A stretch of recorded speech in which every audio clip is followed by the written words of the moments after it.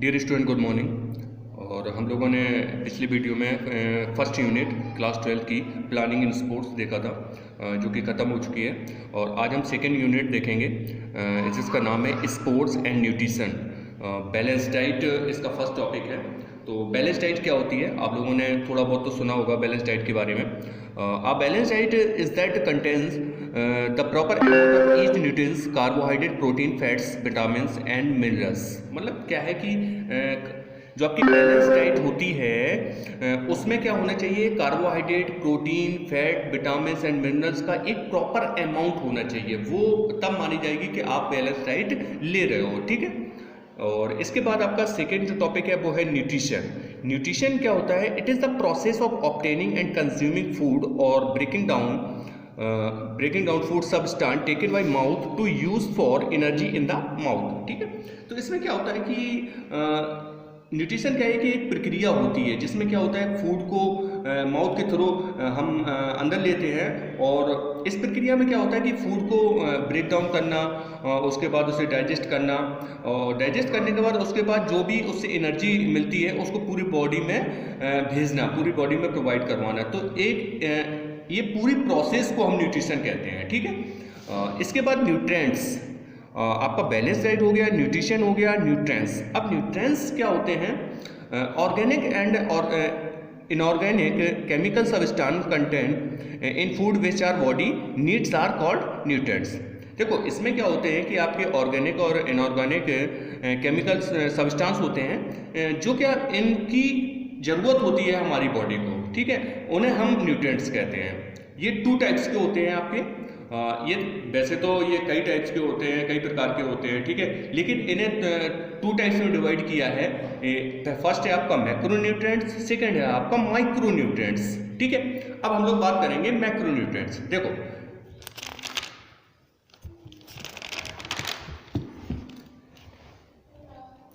देखो मैक्रोन्यूट्रिएंट्स क्या होता है? मैक्रो से ही थोड़ा नाम से ही पता चलता है कि लार्ज अमाउंट, मतलब एक बड़े अमाउंट में। तो इसमें क्या है, nutrients that are required in large amount in the diet are known as macronutrients, ठीक है। तो इसमें क्या हो कि बॉडी को एक मैक्रो जो न्यूट्रिएंट्स की ज़रूरत होती है, तो बॉडी को लार्ज अमाउंट में ज़रूरत होती है, उन्हें हम कहते हैं मैक्रोन्यूट्रिएंट्स। अब ये मैक्रोन्यूट्रिएंट में कौन कौन से न्यूट्रिएंट्स आते हैं? तो सबसे पहला है आपका कार्बोहाइड्रेट, दूसरा है आपका प्रोटीन, फैट्स एंड वाटर, ठीक है।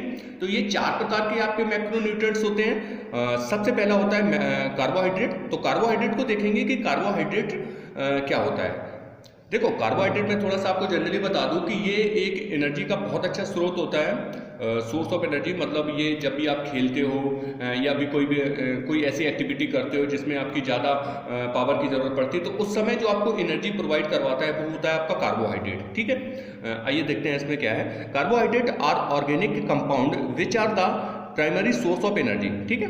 तो कार्बोहाइड्रेट क्या है कि ऑर्गेनिक कंपाउंड है जो कि आपकी एक एनर्जी का सोर्स होता है। Carbohydrate play a vital role in our daily life. जो भी आप डेली लाइफ की एक्टिविटी करते हो, डेली लाइफ में जो भी काम करते हो, तो उसमें एक कार्बोहाइड्रेट एक वाइटल रोल अदा करता है। और it is useful in proper digestion, और ये आपके डाइजेशन में यूजफुल होता है। It provide energy to hard working person, ठीक है। इसमें क्या होता है कि जो भी हार्ड वर्किंग होते हैं, मतलब बहुत ज़्यादा काम करते हैं, और उन्हें जो भी उस समय जो एनर्जी मिलती है वो किससे मिलती है? कार्बोहाइड्रेट से मिलती है। It seem that a diet rich in carbohydrate needs less amount of water, ठीक है। अगर आपकी बॉडी में कार्बोहाइड्रेट एक प्रॉपर अमाउंट में होगा और आपने प्रॉपर अमाउंट में लिया होगा, तो आपको उस समय वाटर की कम ज़रूरत पड़ती है, मतलब कम अमाउंट की ज़रूरत पड़ती है, ठीक है। और इसके बाद है food rich in carbohydrate includes carols, pulse, potato, banana, sweet potatoes, गुड़, बाजरा, ज्वार एट एक्स्ट्रा, ठीक है। तो ये इन चीज़ों में आपका कार्बोहाइड्रेट एक प्रॉपर अमाउंट में पाया जाता है, ठीक है। इसके बाद मैंने थोड़ा सा नीचे हिंट किया है कि कार्बन 3 चीज़ों से मिलकर बना है, और इसके नाम में ही वो 3 चीज़ें छुपी हुई हैं। जैसे आपका सबसे पहला हो गया कार्बो मीन्स कार्बन, ठीक है। उसके बाद हाइडर मीन्स हाइड्रोजन, और उसके बाद एड। तो इसमें क्या होता है, ऑक्सीजन। ठीक है, तो कार्बोहाइड्रेट आपकी तीन चीजों से मिलकर बना है, कार्बन, हाइड्रोजन और ऑक्सीजन। मतलब उसके नाम में ही ये तीनों चीजें छुपी हुई हैं। ठीक है, तो कार्बोहाइड्रेट आपका यहाँ पे, इसके बाद कार्बोहाइड्रेट में ये टू टाइप्स के होते हैं। ठीक है, एक होता है आपका सिंपल कार्बोहाइड्रेट, सेकंड होता है आपका कॉम्प्लेक्स कार्बोहाइड्रेट। ठीक है, देखिए आप लोग रटने की कोशिश बिल्कुल ना करिएगा और समझने की कोशिश कीजिएगा कि इसमें आखिर होता क्या है। अगर आप इसको याद करने की कोशिश करोगे, रटने की कोशिश करोगे, तो मुझे लगता है कहीं ना कहीं आप भूल जाओगे। तो इसको समझने की कोशिश कीजिएगा। कार्बोहाइड्रेट टू टाइप्स के होते हैं, एक होता है आपका सिंपल कार्बोहाइड्रेट और सेकंड होता है आपका कॉम्प्लेक्स कार्बोहाइड्रेट। ठीक है, अब सिंपल कार्बोहाइड्रेट्स क्या होते हैं, glucose, fructose, maltose are use in simple carbohydrate. ये आपके ग्लूकोज, फ्रक्टोज, मेल्टोज यूज किया जाते हैं आपके सिंपल कार्बोहाइड्रेट में। They are easily soluble in water, ये बहुत इजिली आपके वाटर में सॉल्युबल हो जाते हैं। ठीक है, they are crystalline and sweet as sugar. ठीक है, ये आपके क्रिस्टलाइन होते हैं एंड शक्कर जैसे मीठे होते हैं। ठीक है, इसके बाद होता है आपका कॉम्प्लेक्स कार्बोहाइड्रेट। इसमें क्या क्या होता है, इसमें glucose,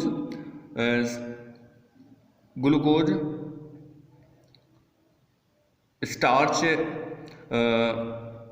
is the example of complex carbohydrate है। तो इसमें ग्लूकोज होता है आपका, ठीक है, सेल्यूलोज होता है, स्टार्च होता है, ये आपके एग्जाम्पल होते हैं कॉम्प्लेक्स कार्बोहाइड्रेट के। ठीक है, इसके बाद they are insoluble in water, ये वाटर में सॉल्युबल नहीं होते हैं, ये इनसॉल्युबल होते हैं, मतलब सिंपल कार्बोहाइड्रेट के जस्ट अपोजिट।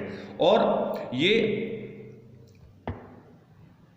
ये आपके जो इसमें सिंपल कार्बोहाइड्रेट में दिया है कि स्वीट एज शुगर, शक्कर जैसा मीठा होता है, तो ये नहीं होते हैं। ठीक है, इसके बाद हम लोग सेकंड जो होता है, कार्बोहाइड्रेट आपका खत्म हो गया, यहाँ पे आपका नेक्स्ट है आपका प्रोटीन। तो प्रोटीन क्या होता है, protein contains carbon, hydrogen, oxygen, nitrogen and sometimes sulphur.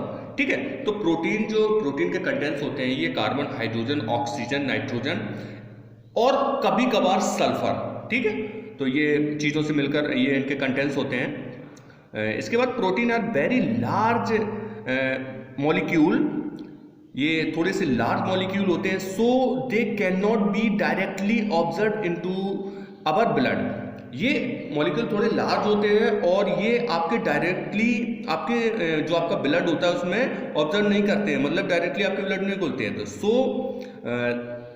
So that they turn into amino acid, और इन्हें इसके बाद क्या होता है कि इन्हें एमिनो एसिड में बदल दिया जाता है और by our digest system which are also required our body. ठीक है, और इन्हें अपने डाइजेस्ट सिस्टम में एमिनो एसिड से बदल दिया जाता है और ये अपने बॉडी के लिए बहुत ज़्यादा जरूरी होते हैं। ठीक है,